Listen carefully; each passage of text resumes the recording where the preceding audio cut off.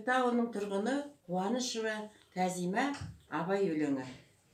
Көзімнің қарасай, көңілімнің санасай, бітпейді-ау іштегі ғашықтың жарасы.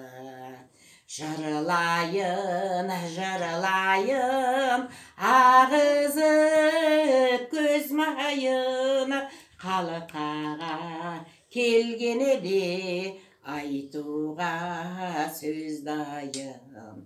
Қазақтың баласай, жас үлкен ағасай, бар дейді-ай сізде бір адамзат баласы.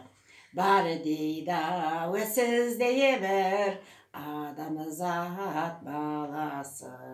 Рахмет.